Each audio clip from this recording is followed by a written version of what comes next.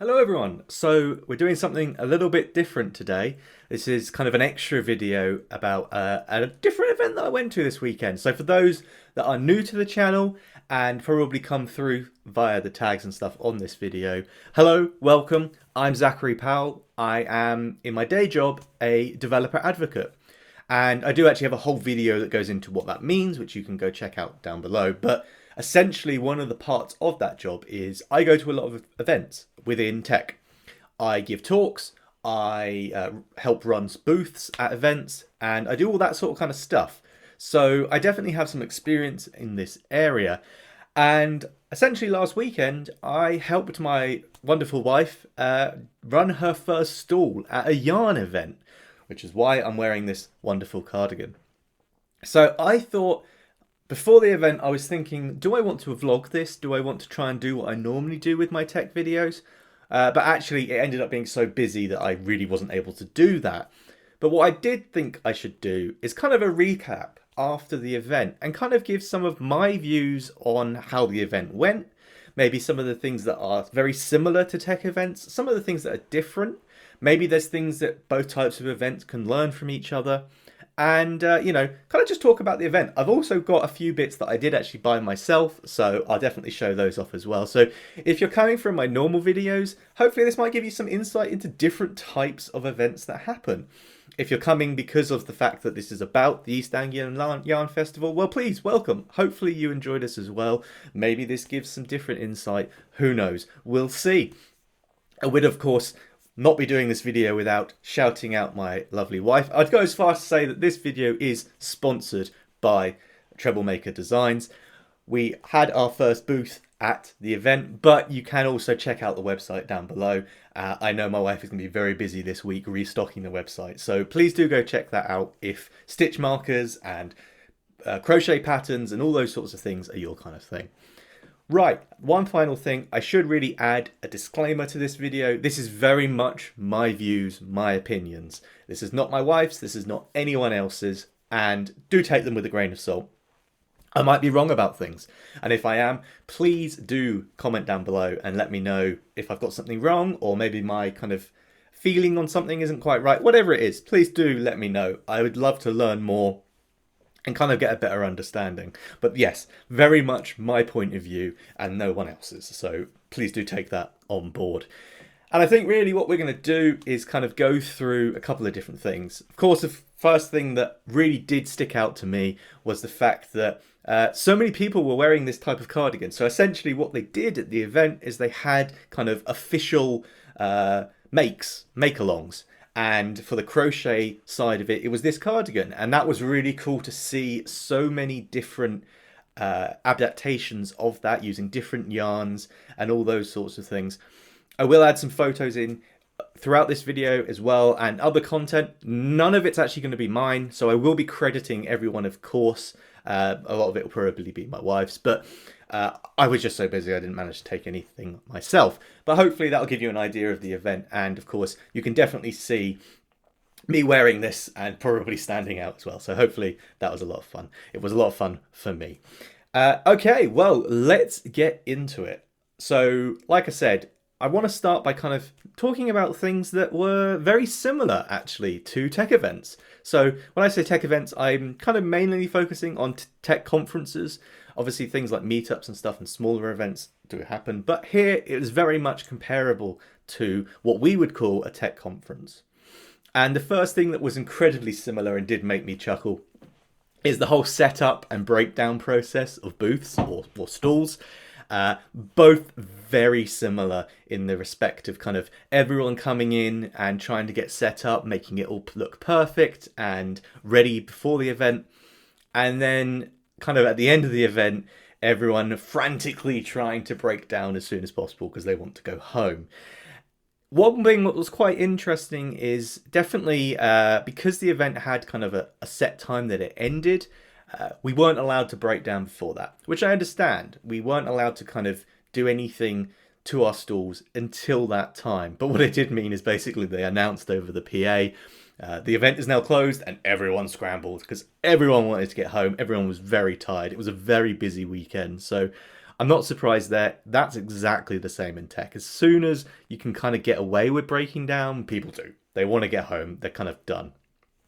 Um, so my second point, really, something that I also notice quite a lot at tech events, at least some of them, it can be quite cliquey.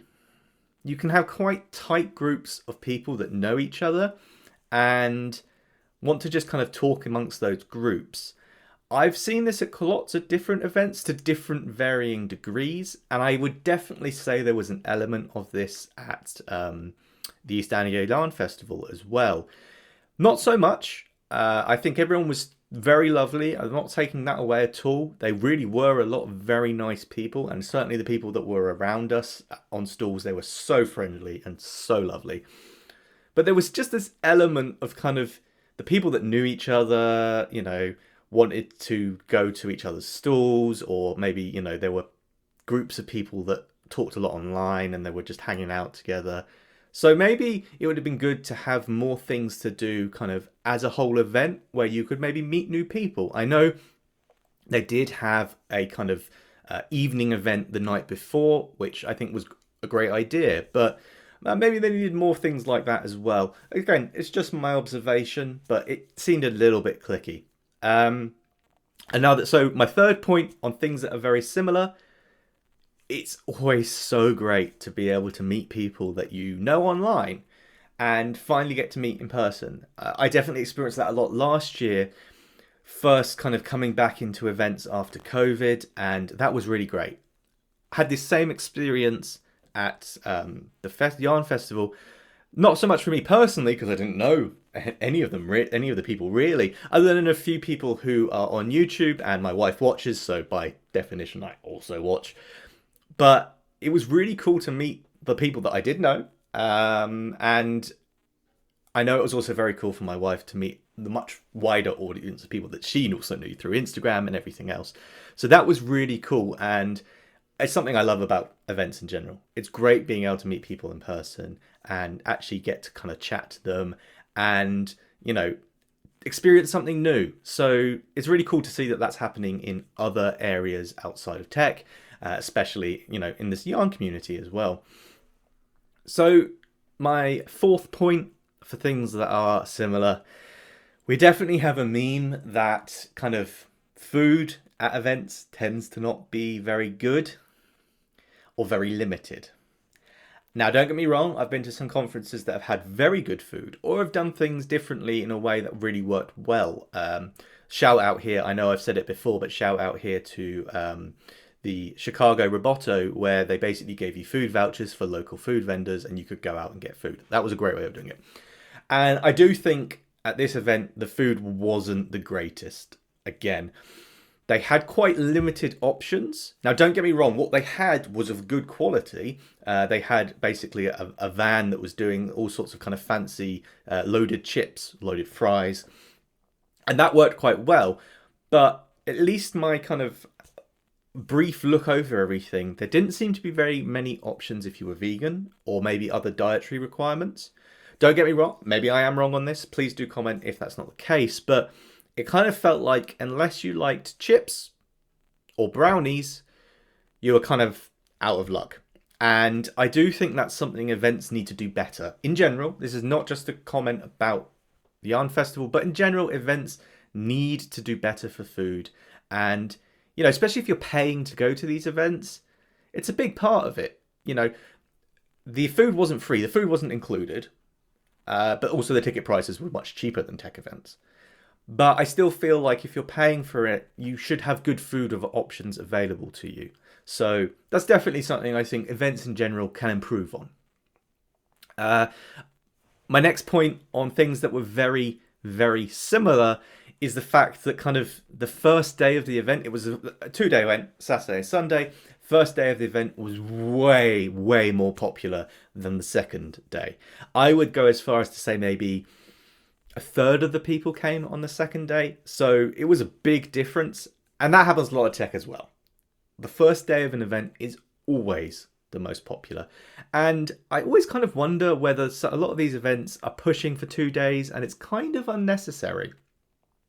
The venue was certainly big enough that it could have housed more people on the first day than there were there. So maybe it would have been better to just have it as a one-day event. And I definitely see this in tech as well, where you kind of feel like the events are getting drawn out just to kind of make the excuse of having a second day and being able to sell more tickets. But again, just my kind of observation on that. And I think the final thing that I want to say that was definitely similar, and it's a real issue that I know is a very hot topic in tech at the moment, and it was diversity. I did feel like it was not a diverse event. It was, but in a different way to tech events. So in tech events, we have a lot of diversity issues around kind of white men. That is kind of obviously something that we work very hard, and I know we do definitely in Vonage to counteract and make sure that kind of underrepresented groups get their voice. What I found at this event was that it was very heavily white women, like exponentially so compared to like tech events, like comparing it to the amount of diversity. It felt very strange to me, and maybe there's more things that could be done there. I'm not entirely sure what kind of efforts were made to try and increase the diversity, both in the vendors. That was definitely an issue.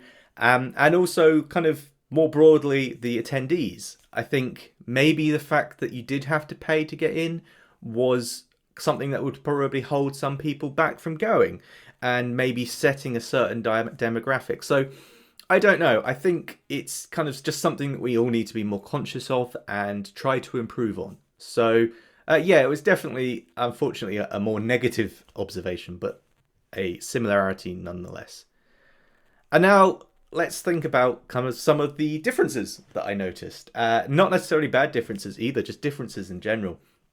I think the first important one was the fact that at tech events, when you have booths and all those sorts of things, they're not really selling like physical items. You're not really trying to sell something at the event itself. You're more promoting something, whether that's some sort of service or software, or maybe even just recruiting for jobs that are available.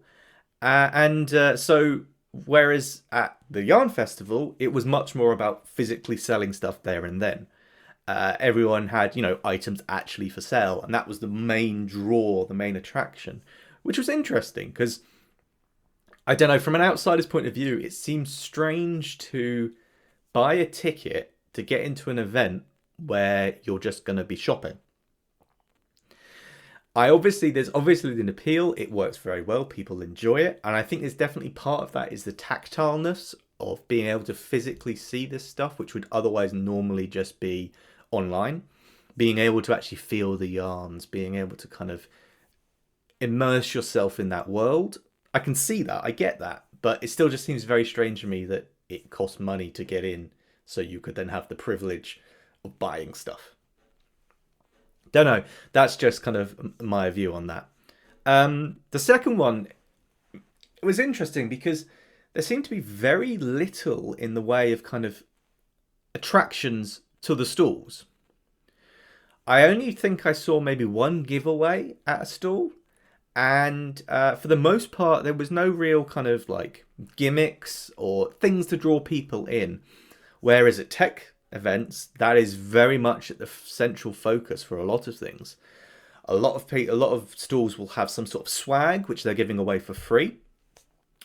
People will be doing giveaways more often than not, I would say. And there'll also be, maybe there'll be other gimmicks like games to play or quizzes or something to draw the people in.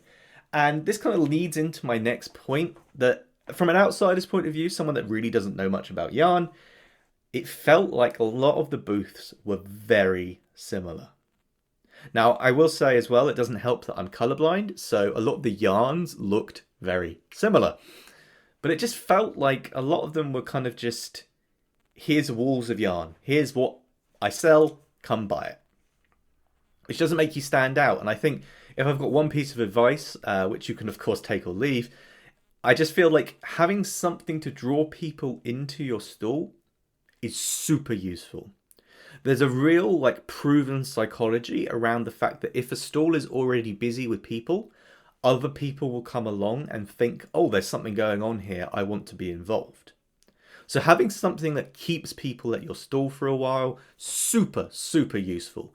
I cannot, emphasize that enough. And I know at my wife's stall, we had a gumball machine where you could put your money in and you'd get a random stitch marker. You could win some bigger prizes as well. And that worked very well. We also had a pick a mix table of stitch markers, which also worked very well because you had to actually stop and look at it and kind of process all the different options. So definitely my advice to some of these people would be try and think of something that's a bit more unique. Try and think of something that's going to keep people at your stall.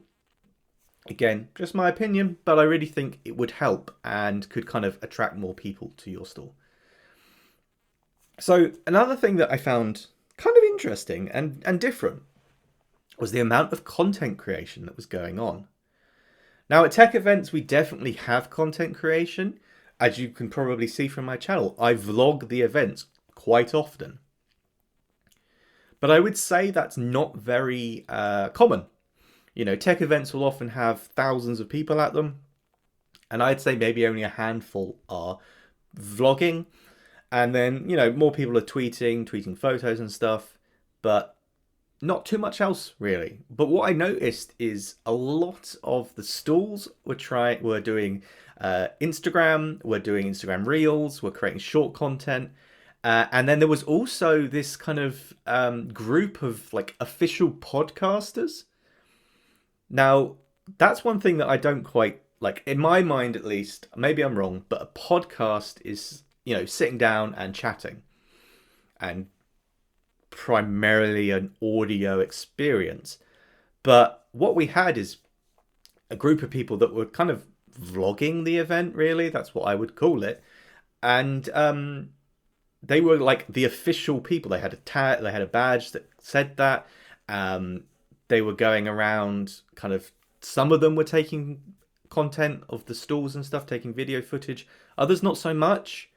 And it just seemed a little strange to me. I'm not quite sure what their job was, because if it was to promote the event, I felt like maybe more content had to be created before the event.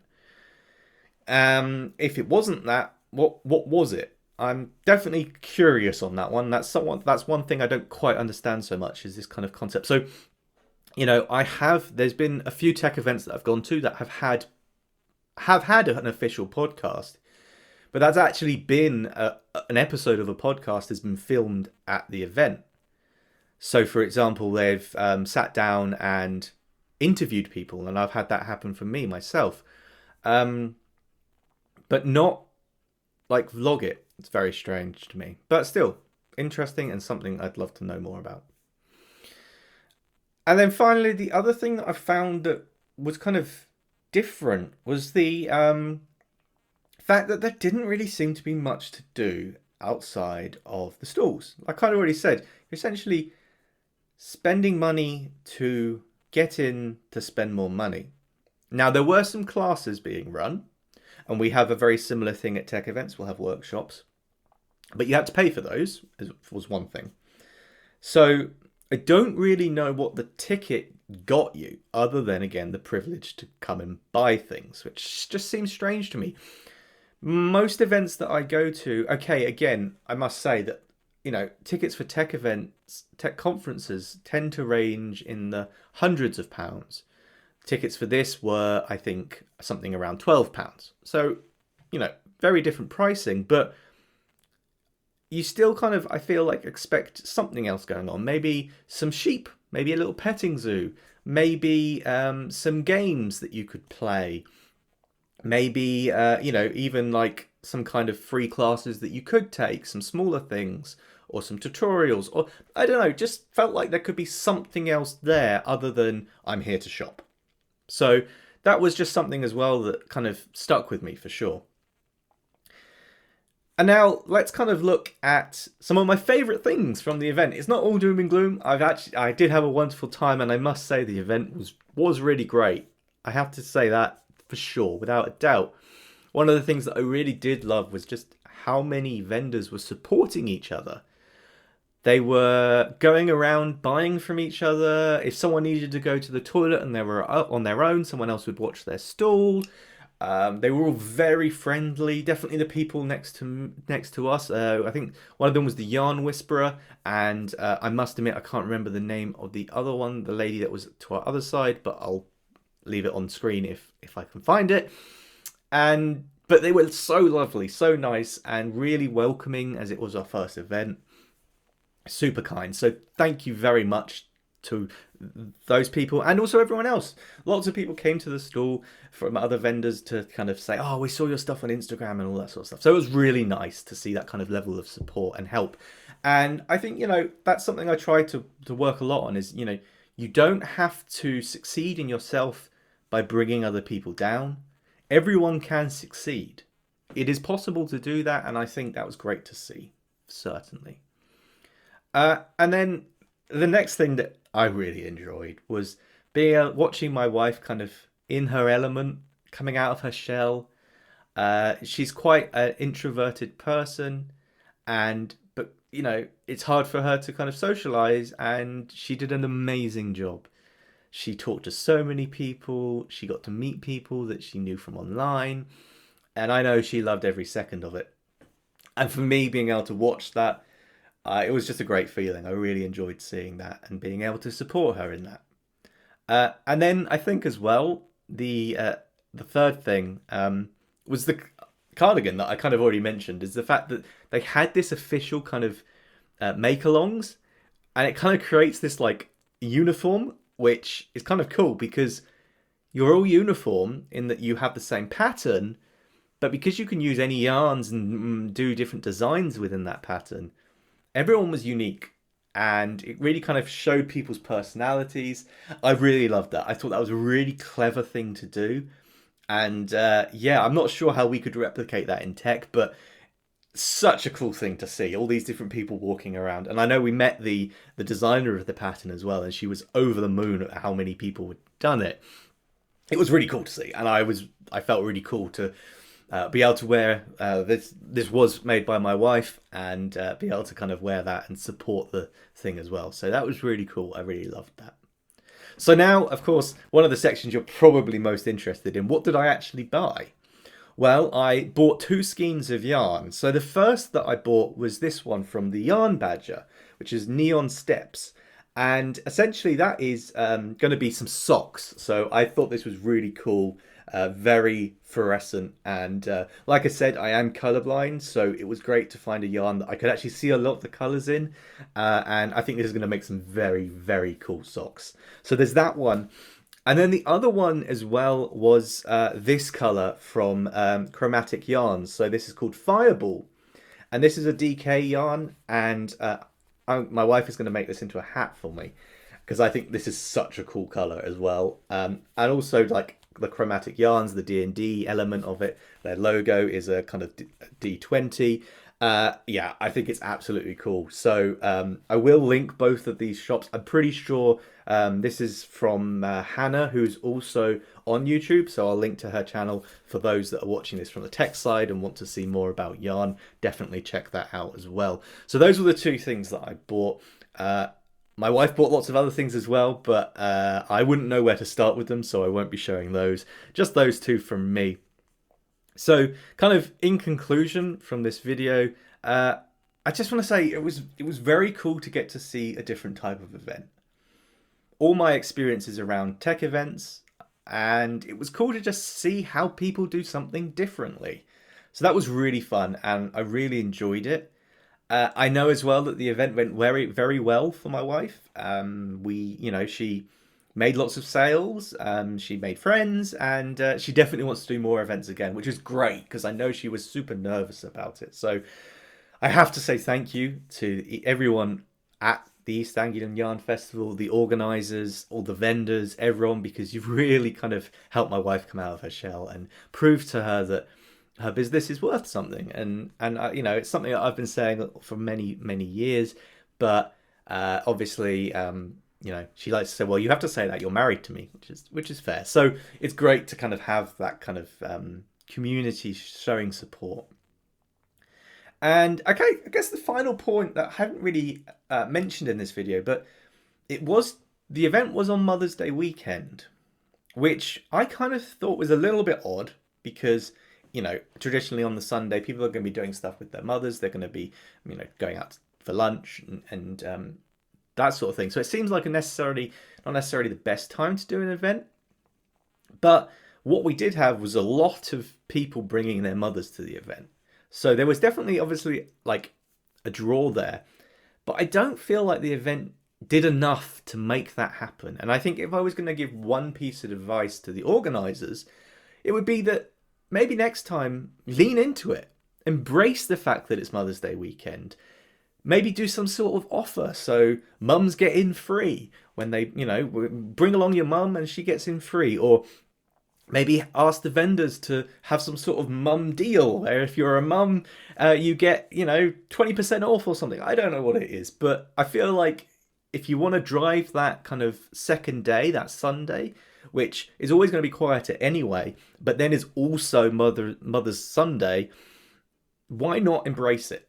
Go for it and come up with some sort of, gimmick again, really, to draw people in. So that would definitely be my piece of advice. But I think that's everything. I think I've rambled on for long enough. Like I say, this is not my normal kind of content. I don't really just sit down and talk to the camera for very long. So I hope this has been interesting. I hope kind of some of the insights that I've had have been interesting. But, let me know down below. I'd love to hear more. And if you would like to see more of my content, please, of course, do make sure to hit that like button and subscribe. If people like this form of content, maybe I'll do more of it. Maybe there'll be more yarn events in the future that I can kind of give a recap of. I don't know. We'll see. But anyway, thank you very much for watching, and hopefully I'll see you again soon. Bye for now.